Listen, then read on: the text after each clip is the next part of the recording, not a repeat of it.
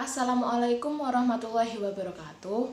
Perkenalkan, nama saya Afrinan Sarafina Ihsan Budi, NIM D6019085, Program Studi Teknik Industri, Fakultas Teknik Universitas Muhammadiyah Surakarta. Pada kesempatan kali ini, saya akan menjelaskan secara singkat tentang pemrograman komputer yang dibagi dalam beberapa modul, yaitu ada 4 modul. Modul pertama yaitu Python dasar, yang kedua yaitu Python GUI menggunakan PySet 2, yang ketiga web statis menggunakan Django, dan keempat web dinamis menggunakan Django. Oke, kita mulai pada modul yang pertama yaitu Python dasar.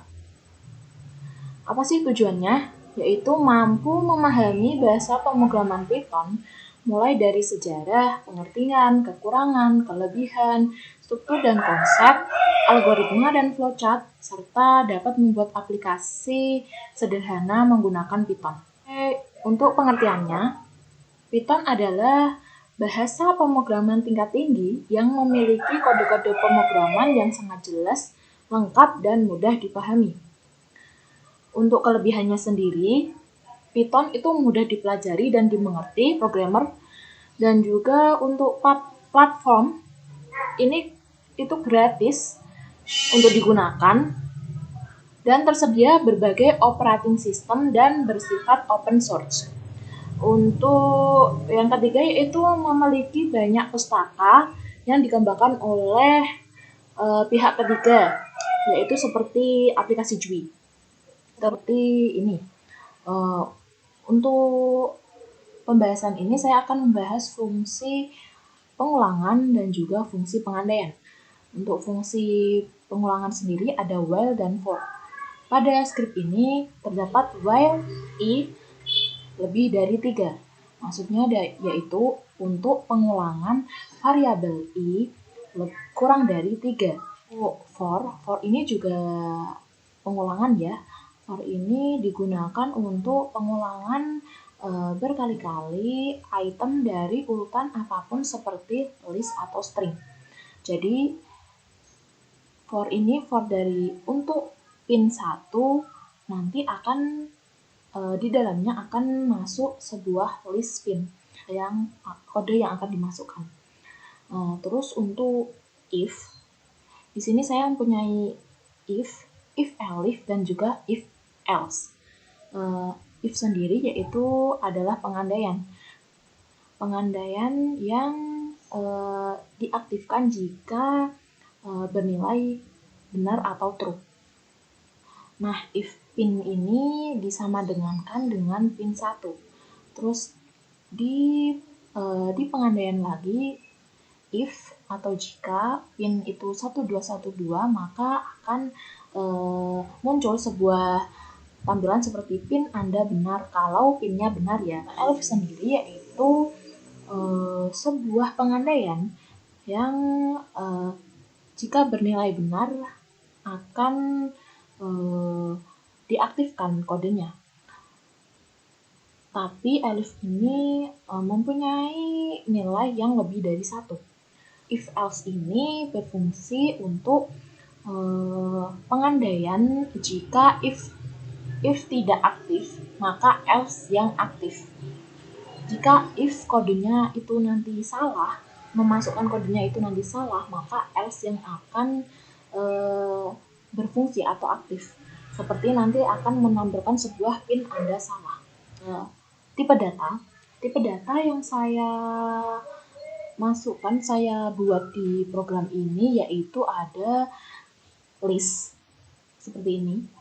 Terus ada integer itu sebuah angka ya. Nanti dimasukkannya itu sebuah angka. Terus float itu nanti sebuah koma-koma bulat, bilangan bulat kayak gitu yang ada komanya seperti 1,2, atau saya mempunyai string seperti ini diapit oleh tanda titik 2 seperti ini. Kurung ini. Nah, seperti itu. Terus untuk operator saya memakai operator perbandingan seperti ini. Saat i sama dengan 0, maksudnya variabel i itu disamadengankan 0. Terus ada I kurang dari 3. Terus ada contoh lagi seperti ini. I sama dengan 3. Oke, kita masuk ke modul kedua yaitu Python GUI dengan PySet 2. Tujuannya yaitu mampu membuat aplikasi sederhana yaitu GUI menggunakan PySet 2. GUI sendiri yaitu Graphical User Interface, yaitu sistem operasi komputer yang digunakan sebagai penghubung berbasis antarmuka agar bisa berinteraksi dengan penggunanya, yang terdiri dari beberapa bagian seperti kontrol, tata letak, menu, dan interaksi. Pada pembuatan GUI juga didukung beberapa library seperti Tkinter, PySet 2, PySite, dan PyGT, serta lain-lainnya.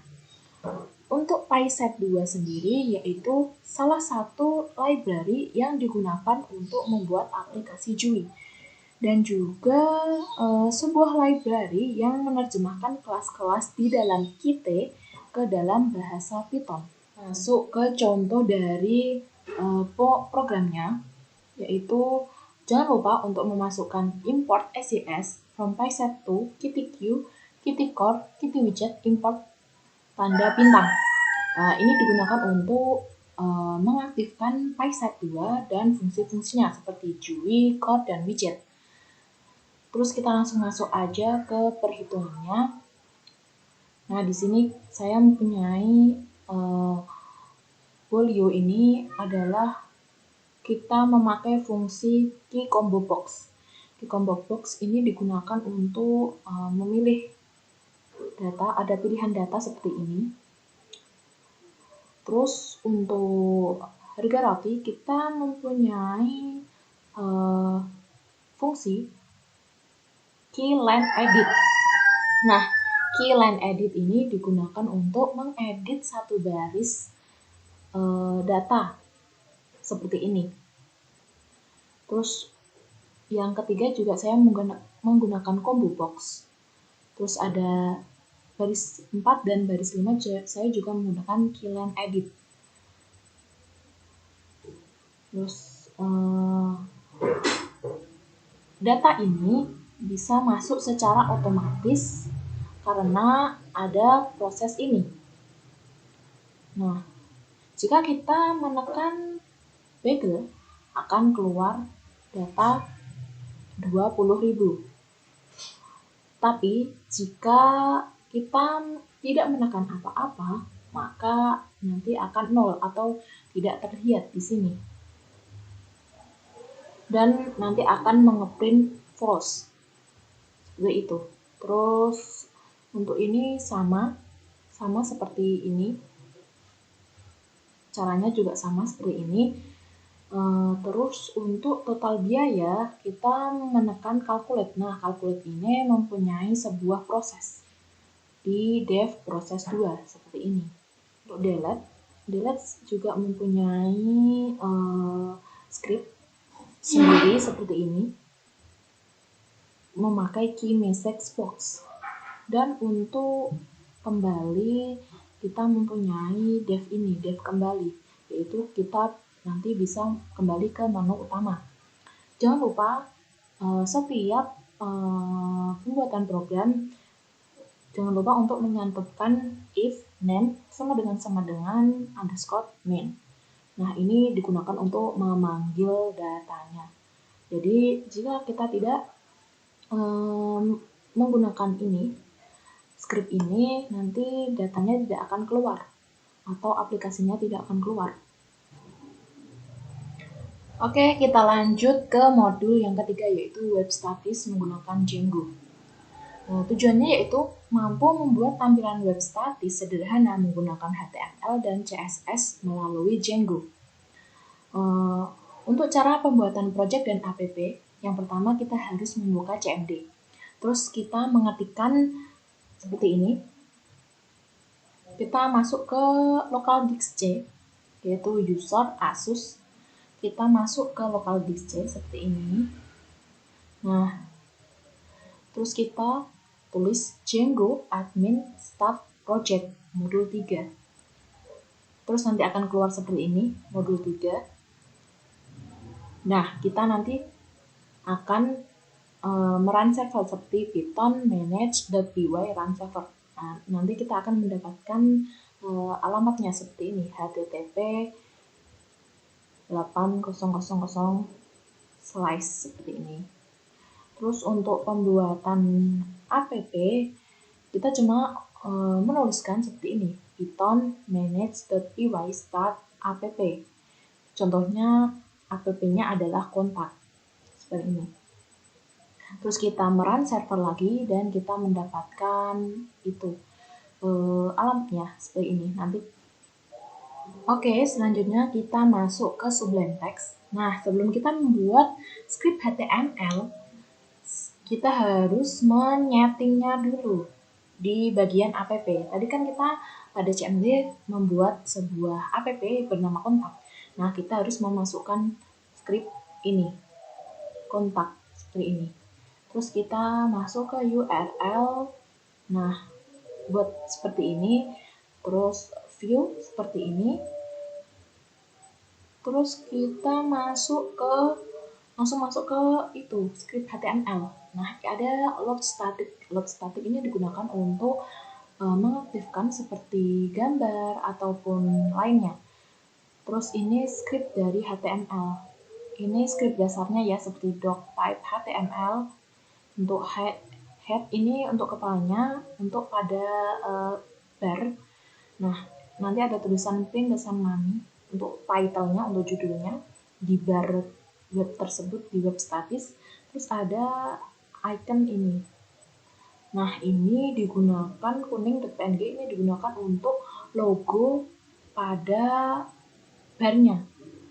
Nanti ada gambar muncul di barnya seperti itu. Terus pada body-nya kita menggunakan sebuah kelas, itu bernama cicak.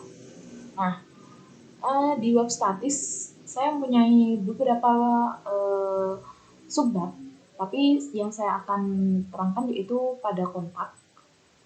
Nah, pada kontak ini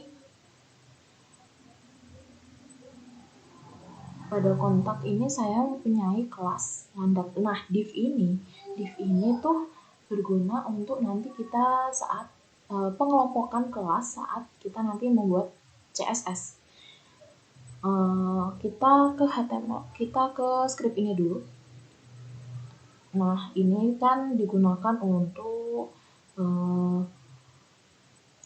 tulisan yang hurufnya nanti bernilai H2. Ukurannya itu nanti H2. Terus kita mempunyai input seperti ini. Input type text. Nah, ini digunakan untuk kalau kontak tuh biasanya diberi nama, email, passwordnya, dan beberapa komen bagaimana evaluasi dari web tersebut. Jadi saya menuliskan ada nama, email, password, dan komen. Nah, kita menggunakan fungsi ini. Menggunakan fungsi text area juga. Nanti di text area itu sebuah baris yang digunakan untuk menulis kata-kata seperti nanti komen ini. Terus ada kelas komodo ini saya juga mencantumkan sebuah seperti ini, more information lebih dari seperti jalan, telepon dari perusahaan ini. Terus saya juga mencantumkan logonya lagi. Terus pada footer, yaitu bagian kakinya, saya mempunyai copyright dari nama saya sendiri. Seperti itu. Untuk CSS-nya ini saya menggunakan, tadi kan ada cicak kan, kelas cicak. Nah, ini digunakan untuk membuat CSS. CSS itu untuk memperbaiki atau mempercantik tampilan pada web. Saya menggunakan border bottom width Nah, ini digunakan untuk border pada bawah, bagian bawah. Ini untuk positionnya juga fix, nggak berubah-ubah ya.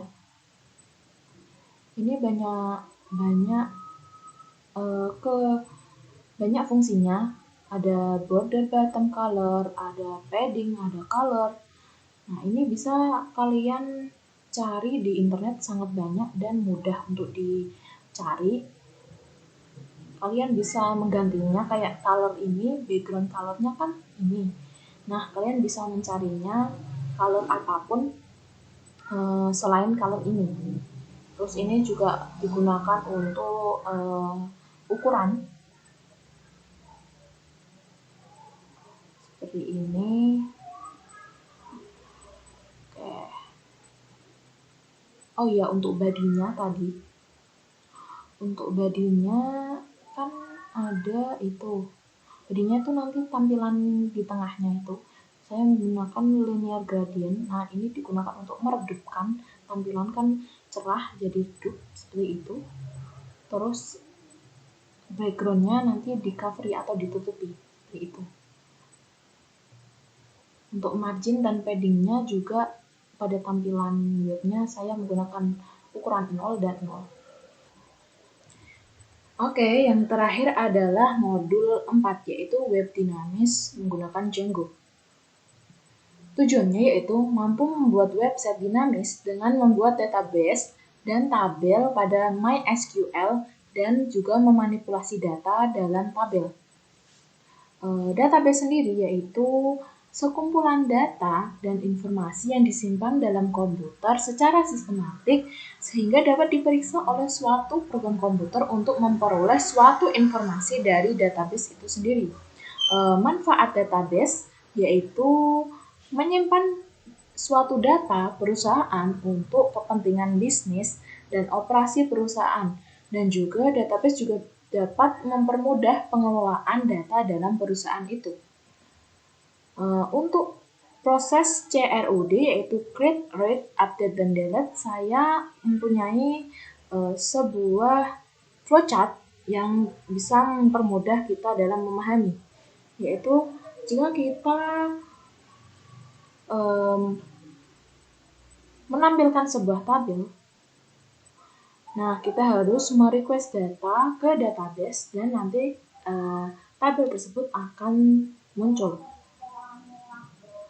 Terus kalau kita ingin menambahkan data, nah kalau kita ingin menambahkan data itu kita masuk ke form data tabel delivery.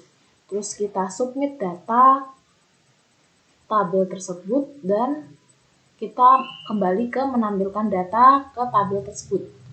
Untuk mengupdate data, nah pada tampilan tabel terdapat dua option request. Nah, option request yang pertama yaitu update dan kedua itu delete. Pada update, kita cuma mengupdate data seperti kalau kita salah memasukkan data, kita bisa mengupdate-nya. Dengan cara prosesnya itu request data ke database, kita langsung mendapatkan ID, masuk ke form data, terus submit data. Nah, nanti tabel juga akan tampil di datanya akan tampil di sebuah tabel di dashboard. Untuk option request delete, kita request data ke database, mendapatkan ID, terus terjadi proses penghapusan. Nah, ini juga nanti akan tampil di tabel tersebut, seperti itu. Terus yang terakhir yaitu manfaat website dinamis. Manfaat dari web dinamis ini sendiri untuk bagi perusahaan yaitu untuk mengenalkan, mempromosikan, ataupun untuk menginformasikan sebuah produk pada perusahaan tersebut kepada para konsumen. Saya kira sekian dari saya. Apabila ada kesalahan mohon dimaafkan. Wassalamualaikum warahmatullahi wabarakatuh.